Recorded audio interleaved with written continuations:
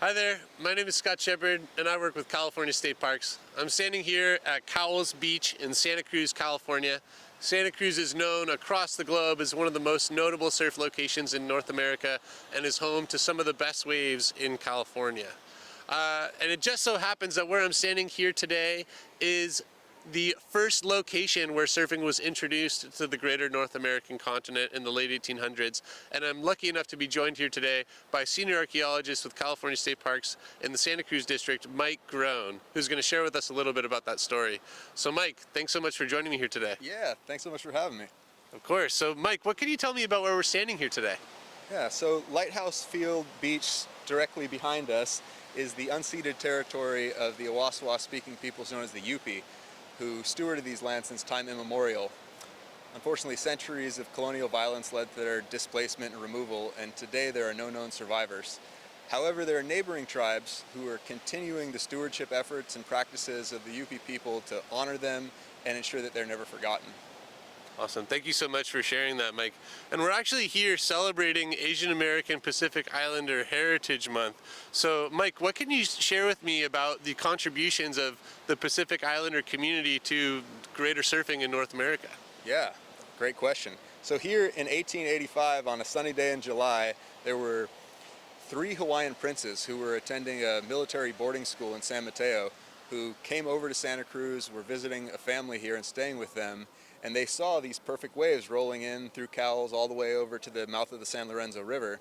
And there was redwood planks being milled up in the San Lorenzo Valley, and they took 15-foot planks and finished them in the style of a traditional Hawaiian olo, which is, a board for royalty, as they were princes. And they paddled out right off the mouth of San Lorenzo River. This would have looked slightly different because the wharf wasn't constructed yet, and had the first American landfall of surfing.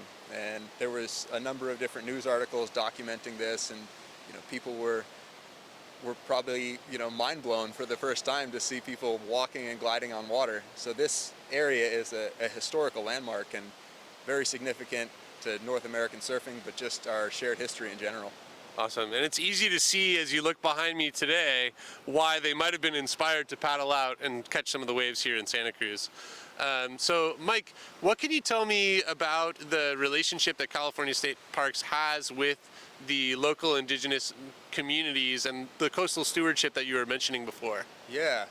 So there's a group, the Amamutsan Tribal Band, who has a land trust we work closely with in California State Parks, who's developed a coastal stewardship program that's built upon ethnographic information and archaeological data and modern ecological science that's geared towards restoring traditional management practices, whether it's kelp harvesting, stewardship of different shellfish and fish resources, doing water quality monitoring, environmental DNA testing, establishing monitoring protocols to develop stewardship practices and management. And we work closely with the Amamutsan on the land, but also developing projects on the sea to ensure that we're thinking long-term about our resource stewardship practices. We work with indigenous communities who have connections, as we mentioned, since time immemorial to this place, who have learned how to engage with the environment, not in a separate way, but as if all the resources that we interact with are like our kin.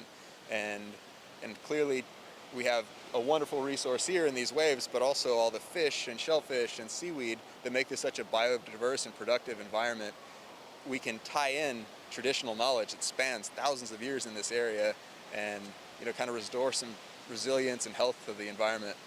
Awesome. And I believe that a lot of that traditional ecological knowledge is informing our land management practices on land. Is that correct? Very much so, yeah. We have active prescribed burn projects that are tied in with tribal efforts to bring good fire back to the land. We've had disastrous wildfires here in the past, and we have a legacy of colonialism that displaced Native people from the land, but also displaced their stewardship practices. And so it leads to all this mismanagement of resources, and we're realizing now that there are ways to bring some of those practices back and restore a little bit of health and biodiversity and resilience and cultural connection to a place.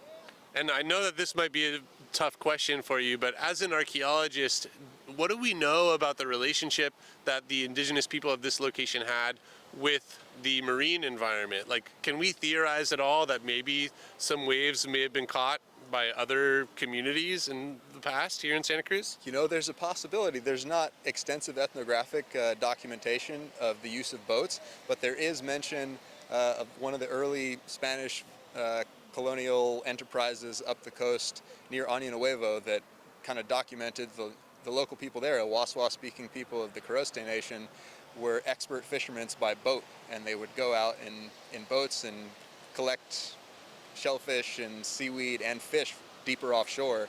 Yeah, no, and every so often there's going to be a wave, maybe bring it back in. So I would think that, you know, it stands to reason. You have to time your tides and everything, and to navigate the ocean around here, as many surfers know, as those early Hawaiian princes noted, that there are conditions here that are favorable to surfing, but there's also heavy seas and a lot of water moving around. So if you're going out by boat to fish, you have to understand wave action and tidal movement, and it'd be hard pressed to think that people living in a place like this for thousands of years didn't figure out the rhythm.